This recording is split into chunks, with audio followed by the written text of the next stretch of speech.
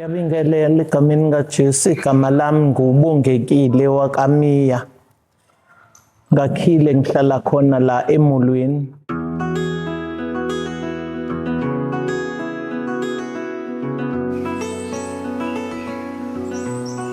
Kwakunosisi wami nomntwana ospecially. So ethi mangabe kuvuka ekuseni kulungisela ukuya esikoleni, naye afuna ukulungisela.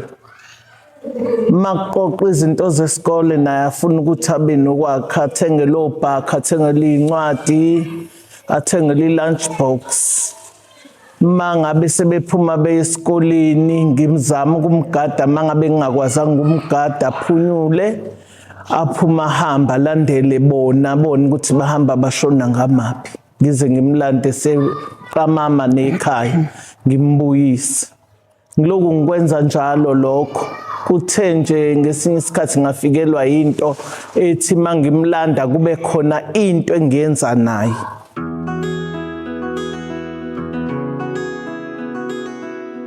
Kwaba njalo-ke ngamenzisa, ngithatha ama-empty toilet paper, ngisonga amaphepha, ngwenza igaqana, ngenza ngathi ikhanda, ngidwebe, ngenza ikhala, amehlo, ikhala, umlomo, ngimenzise lezo zinto, senza naye sobabili. Kwahamba-ke uma wakhe waye kumsebenzi, wabuya azohlala ekhaya. Kwadingakala ukuthi benziwe ama-assessment.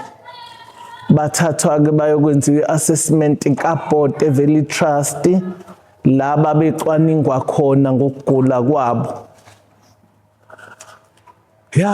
Uthe sebebacwaningile kanjalo, kwafika omunye umlungu waye suka eDurban Westville ezobe benza psychologist yena. Kwahlangana lapha ama-psychologist nama-physiotherapist nje kanjalo laba abazocwaningwa. Wayesethi lo mlungu kusisi akafune umuntu ngoba indawo lapho babeya khona esibhedlela lapho babe-assesswa khona kwakukude, kwagitshelwa amakhumbi. Abanye abantwana bengakwazi ukuyihambela, beteta besaba iy'moto, bebateta sebekhulile sebebadala. Wayesethi lona-ke akuzanywe indawo yokwenzela la eMulweni. Ngaleso sikhathi-ke kwakubusa ikhansela elalukhansela uMhlanga, uNqaba Mhlanga. Wasithatha wasiqoqela i-resource center. Sengihambile ngabheka ngehla ngenyuka ngifuna indawo, ngatholwa uyena kuMhlanga, wasibeka khona.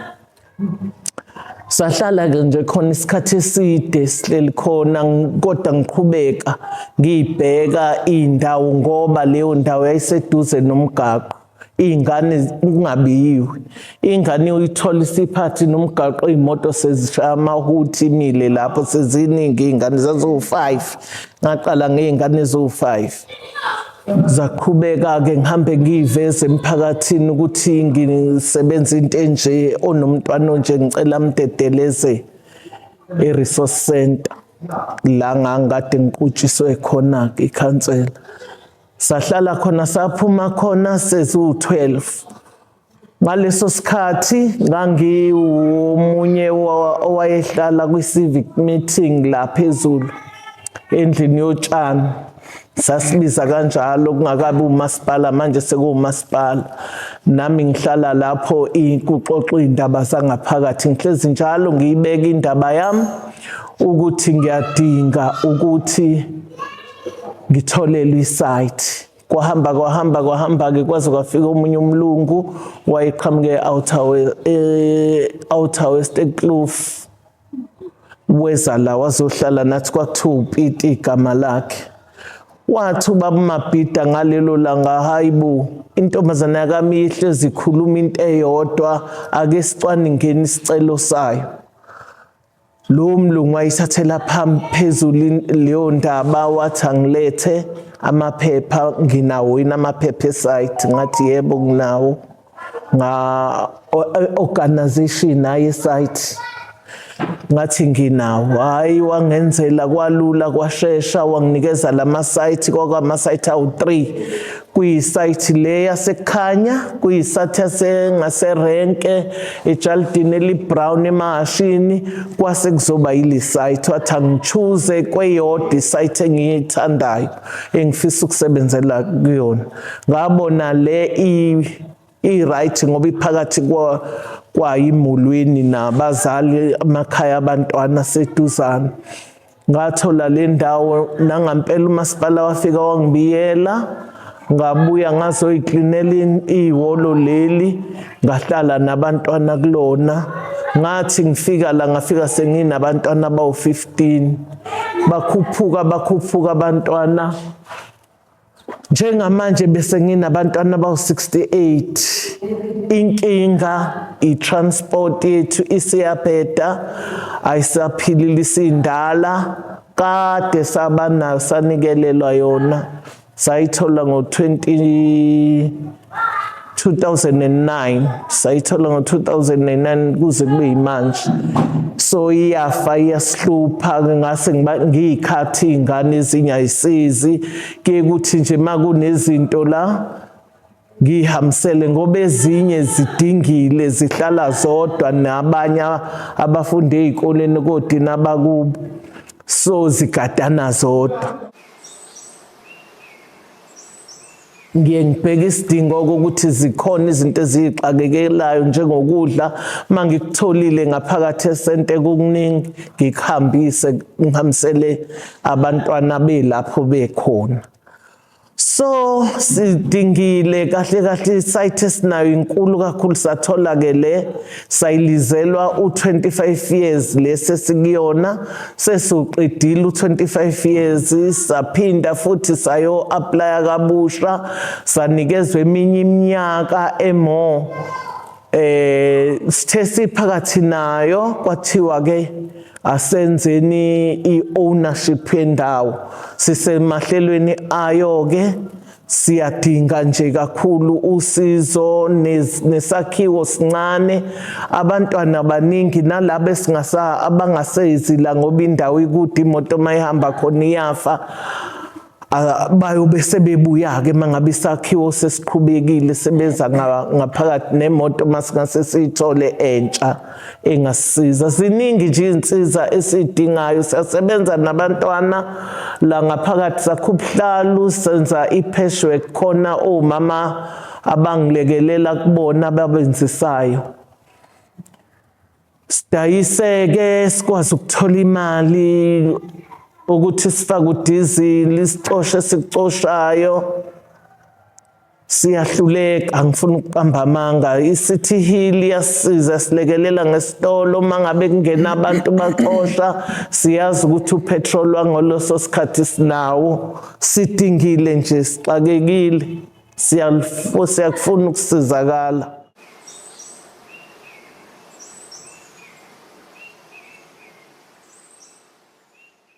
Ngiyabingelela nami kakhulukazi kunina bafowethu nakumphakathi wonke.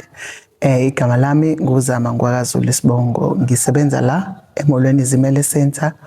Ngiqale khona ukusebenza nje full time cabanga ukuthi beku-2016 ngesidingo sokuthi ngiyabona ukuthi kuyadinga ukuthi kube khona omunye umuntu ozolekelela la ngaphakathi. So mina ngisebenza social worker, a qualified social worker.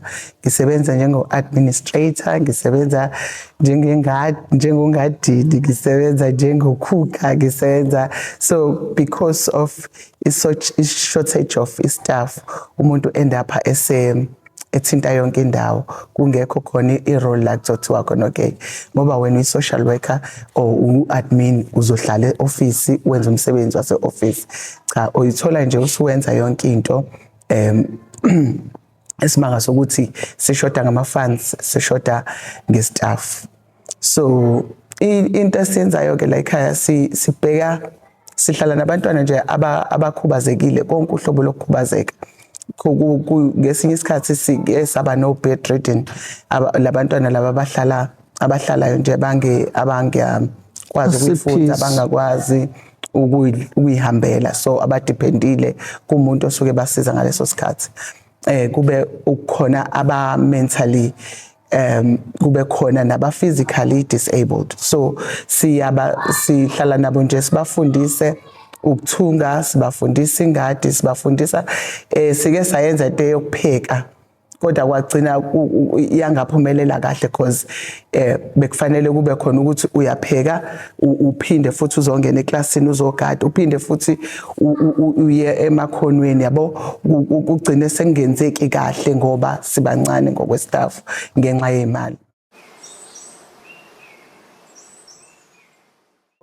Ngoba bonke nje abantwana bethu uyamfundisa manje next minute usekhohliwe, so into esiyenzayo uyenze nabo for i-period mhlambe ka6 months, ubone ukuthi okay lo khona la eseshintshe khona, ebese mhlambe uyazama ukeda kancane, but into abathi befika nje abafika bayenzayo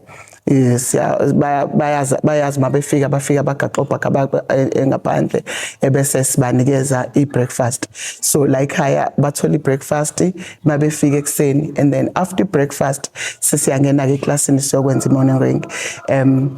Lo ngiyacabanga ukuthi khona la ngemuva kwami konke sisuke sikwenzayo, so simake register ubone ukuthi bayahambisana nayo yonke lento le obafundisa yona, uyambona ukuthi okay interact, abanye uyabona ukuthi okay ngoba phela ngenkathi ubafundisa uyababuza ukuthi okay njengoba manje sesidlileke sesenzani bangani, bazokutshela ukuthi sesimake register, masimake register soke senzani, bayasha abanye ukuthi sifuna ukubona ukuthi uba ukhona engekho esikoleni, ubani ongekho esikoleni, uyakhona ukubona ukuthi okay bayabamba kukhona abangakhona, so masiqeda ke lokho bese kuba ila khona ke manje sesenza umsebenzi wezandla, uthola ukuthi mhlambe abanye abakwazi ukusebenzisa izandla bayahamba baye eklasini bayozama ukuthunga, abanye usihlala nabo la siqhubeke senze lokho senza, mhlambe bayakrayona, mhlambe bayadweba, mhlambe kuyadependa nje ukuthi kwenza senzani, mhlambe abanye sibafundisa laba bangakwazi ukubamba kahle, khona imicamelo esisuke bazosebenzisa yona ukuthi uthole ukuthi lo msebenzi woku-exercise mhlambe oku-exercise ama-muscle ezandla benze lokho, but kuyashintshana nakhona every day, uthola ukuthi ngesinye isikhathi sizosuka sonke ke manje nalabo abakwazi ukwenza, mhlambe sesiyodlala ke eminyango, uthola ukuthi mhlambe siyodlala i-netball, mhlambe siyodlala i-soccer, mhlambe sidlala nje sifihla izinto, sifuna ukubabona ukuthi bazokwazi yini ukuthi bayenze lento esiyenzayo sonke, bazokwazi yini ukuyibona ukuthi senzani namhlanje. Mhlambe uthola ukuthi njengade kwama-Easter sizokwenza egg hunt, mhlambe sifihle ama-Easter egg ngoba siyawathola, bayasidonate-ela abasesithile, bayasilethela Nation Changers futhi uyasilethela ama-Easter egg, uthola ukuthi sokwenza lokho, or else sidlale imidlalo nje edlalwa enormal, edlalwa ingane enormal, sifuna uku-introduce nayo nakubona lento lokuthi bangazizwa bevaleleke ngaphandle, uthola ukuthi emakhaya ngoba kuyenzeka ukuthi uthole ukuthi ingane makuthukubazekile, ingane ekhubazekile ngeke baze bayitreat njengengane enormal, so yonke lento esitshela thina ukuthi iyaleka emakhaya, sizama ukuvala leyo gap leyo between umntwana okhubazekile nomntwana normal.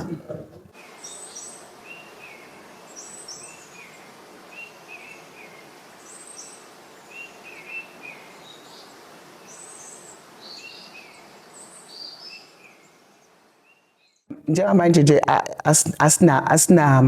ngathini asinayo isoccer, into yokudlala ibhola ley'nyawo, asinayo i-netball, but sizenzelile thina, sabeka lapha phezulu lapha duze kwe-container kunendawo, kunama-pole e-netball, so leyo ndawo futhi baphinde bayenze ibe indawo ye-soccer. So isifiso sethu besifisa ukuthi mhlambe noma kungazokuba i-drama ye-soccer stadium or i-drama ye-netball pitch, mhlambe kube yileyo nto nje ukuthi nabo bakwazi ukuthi badlale la ngaphakathi. Sike sayenza ke nezikole la zala emphakathini, because angeke ngize ngikufihle lokho ukuthi i-discrimination isakhona between normal person nomntwana okhubazekile. Bavele babone sengazathi umntwana okhubazekile bayitshela ukuthi uzongishaya or uzongenzani yabo into le labantwana abangayenzi umuntu okhubazekile angayenzi. Ngisho even umuntu okuthiwa unenkinga ekhanda akusiwona wonke umuntu ovela asukele nje ashaye abantu. So abantwana bala ba-treatwa kanjalo ukuthi yabo ngoba bakhubazekile mhlawumbe bakhubazeke mentally, so banokwenza into inoma yini emntwini onormal. So sike sayenza into yoku-interacta between thina nezikole ezinormal. Sayenza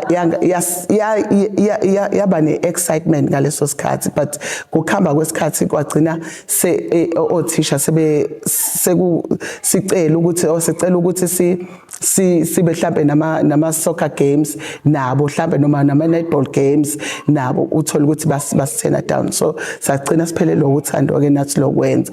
Kodwa mabela ngaphakathi siyazama nje ukuthi badlale lapha isoccer. So isifiso sethu bekuthola nje mhlawumbe izinto ezikanjani no jungle gym. Ngike ngafaka mhlawumbe iposter ye-jungle gym because ispace sinaso lokho nje ngeke sesikubalekele, sinaso sikhulu, singafitha futhi u-jungle gym, ungafitha futhi i-ground le-netball or isokhanyana nje indawo ye-ground le-soccer ukuze bakwazi ukuthi nabo bayithole bebukeka njengabantu abanormal, befana nabanye, benza izinto ezifanayo nezenziwe umuntu onormal. So yeah, isifiso sethu nje sikakhulu silapho ukuthi okay kukhona lokho esinakho, siyafisa ukuthi ku-enhanceke mhlambe anyway sithole funding or yomuntu or whoever ongaba nesifiso sokusisiza mhlawumbe asakhele nje leyo phoshanyana yokuthi ba-exercise banabo kube ngoba o-Thursday bethu vele bawubona bokuthi senza ama-sports ngawo, kodwa nje sigcina-ke sesiwenza la mhlawumbe senze lezo zinto lezo uthola ukuthi bayakujabulela impela ukwenza, kodwa manje kuwukuthi vele sikwenza kuphelele la, asikwazi ukuthi enena mhlambe kube yinto evulelekayo ngoba asinayo indawo eproper for training yabo. Njengokuthi nje siyathanda nokuthi sibize ezinye izikole ezikwenye indawo njengala eClermont nje sikhona isikole esinjengalesi, sinala eNtshanga sikhona. Masingase sibe nendawo singababiza ukuthi senze ubudlelwane thina nabo, sikwazi ukuthi sibe ndawonye bazane noma ngabe bayahlangana babonane. Ya iloko sikuningi bandla sikudingayo, sidinga ngisho indawo yokuthi sakhele umuntu nje ongavela sakhele indawo, sinemshini khona sinikelile ngemshini yokuthunga. Manje indawo incane, amaklasi mancane, njengoba lela klasi elapha eliqaleni sekufakwe ezinye izinto zokudlala omastado babelungu. Siyabamema nje umphakathi wasemolweni ukuthi udede lama crash uletha abantwana bazodlala la. Mangase sitholeke indawo yokuthungela, bakhona abanye omama bathe bangeza bezolekelela okwamanje sibamisile ngoba indawo ayikho. Singajabula nje kakhulu ukuthi sithole umuntu ozosakhela indlu nje noma iyiwolo nje yokuthi kungene abantu bakwazi ukuthungela ngaphakathi. Ziningi impela izinto esizidingayo, ziningi, sixakekile sidinga usizo. Kwenile ngisho la ngaphakathi asikwazi kwenzana ngoba abantu bomphakathi sakhe kona bathi ngeke bawasebenzela mahhala. Sila nje njoba sila ngaphakathi thina sithola ilutho, sesigcine sesisebenza siwumndeni ngoba abantu bafuna inkokhelo, asinayo inkokhelo. Siyadinga nje ukulekelelwa kulezo zinto ezinjalo, siyadinga ukusizakala.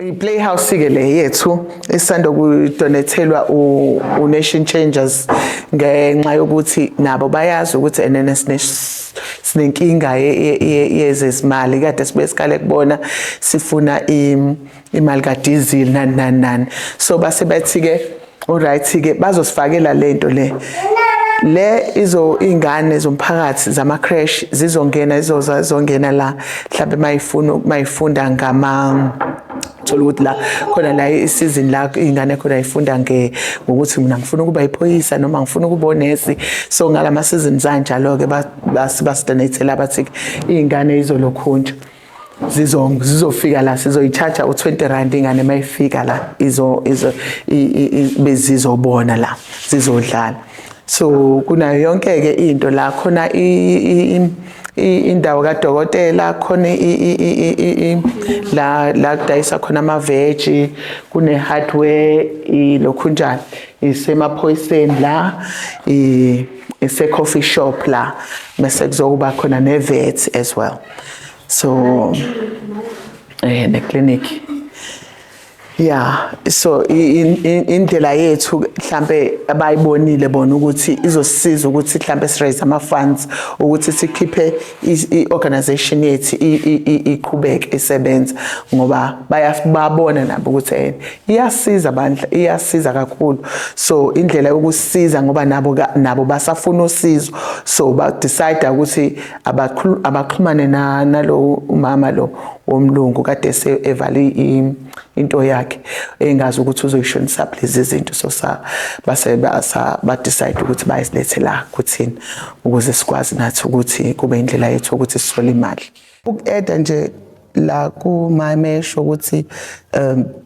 ukhona imishini esadonethe yes ikhona imishini besifisa ukuthi lezi ingane ziphinde futhi mhlambe kube khona nje umuntu ozophinda azofundisa mhlambe welding course ngokwethu la ingane zethu mase sezizwa ukuthi okay seyikhathele ukuza la esikoleni bayaphinda bayohlala emakhaya and then mase behlele emakhaya that's where uthola ukuthi manje bayahlukumezeka ngeindlela ezahlukahlukene kanti ume neskill sakhe la mayefundile efunda ukuthunga uzothunga kube into yakhe aphila ngayo ngifise esebhiki esezizwa ukuthi okay angisathanda ukungena eclassini kodwa ngingakwazi ukuthi okay nginawo ukhona umshini lapha esikoleni engawusebenzisa ukuthi ngigenerate into yokuphila kwaSimon so khona kade sinengane zabafana eseyikhulile futhi nazo ezinye zasehlele emakhaya zidecide ukuthi okay sesibadala manje mabehlele emakhaya ayikho into abaphila ngayo ngaphandle kwale disability grant okuyiyona futhi ephindi support ama families abo because ngeke sesikubalekela ukuthi enena i-community yethu disadvantage i very disadvantage even nama families esiphuma kuwo nawo futhi end up imali kahulumeni ekade kufanele ibonelele mina ngedwa end up manje isizobonelela ifamily yonke isizo support ifamily yonke because iyona source of income ekhona la emndenini kuphela so siyafisa ukuthi ke over and above disability grant kube ukuthi banawo ama skills ukuthi okay mase ngidecide ukuthi sengizizwa ngathi sengimdala mase be decide ukuthi bayohlala emakhaya kube ukuthi unayo into akwazi ukuzenzela yona yokuziphilisa like welding mhlambe ukuthunga nakho mhlambe nezinye izinto nje engaqhamuka nabanye abantu mhlambe umuntu angazi avela athi nangu mina ngikhona ukuthi ngizokwazi ukuthi ngizosiza ukuthi ngifundise izingane lo because ngese sikubalekela ukuthi sikhona la sifunda ngendlela asizange size akekho umuntu owa-attend training yokuthi uzogada izingane eziphila nokukhubazeka kuthina sonke sila kodwa konke lokhu sikwenza nje ngothando sithola indlela sibona khona sesiphakathi ukuthi okay uthi ngenze kanje manje yabo uthi senze lokho ke manje nabo yabo uthola ukuthi nabo baya react baya responda kuyona yonke lento esithi masithi sizama ukufundisa ubone ukuthi bayafuna ba willing futhi bayazama ukwenza benze.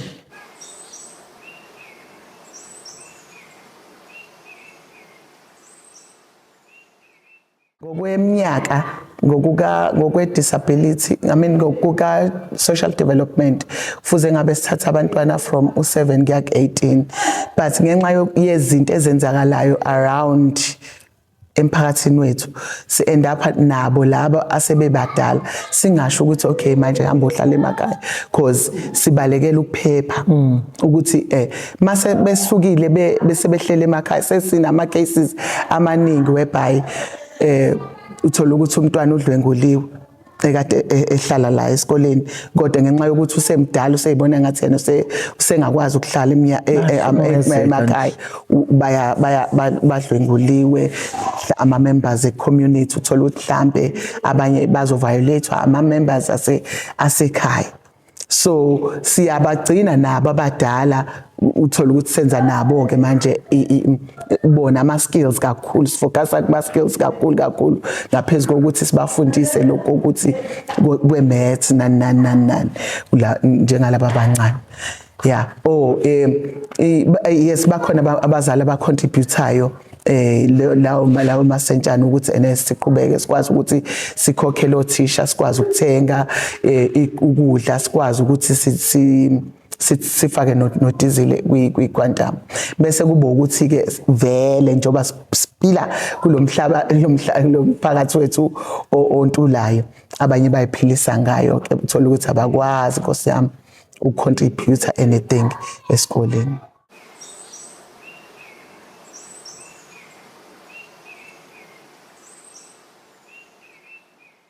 Sine alarm system kuphela i-Securitas nayo ngezathu zayimali ukuthi ayikho ngezathu zayimali ukuthi asikwazi ukuthi sikhokhele imali enkulu umuntu ozothi uzoba i-security uzogada and nakhona la kuke kwagqekezwa abantu bantshontshe baze bantshontshe ngisho ukudla khona la esikoleni kweingane zakhona la emphakathini futhi yabo bantshontsha ama computers zansi zonke izinto izinsiza zokusebenza ifile yesikole bayithatha so kuningi nje ukuhlukumezeka abantu akwethu kuningi na ekubhekeleleni lokho okwendaba yokukhokha kwabantwana yebo bayakhokha abanye abakhokhi okulekeleleni ukuthi size sikwazi ukulanda abantwana ingoba sisizwa i-community chest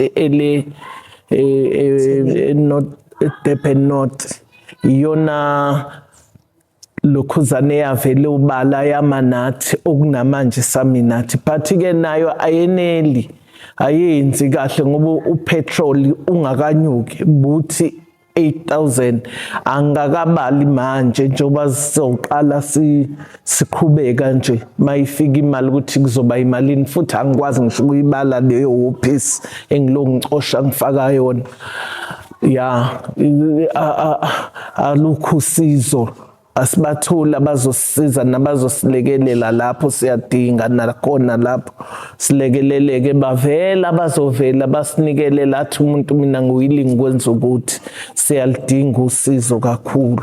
Yeah. Kakhulukazi nje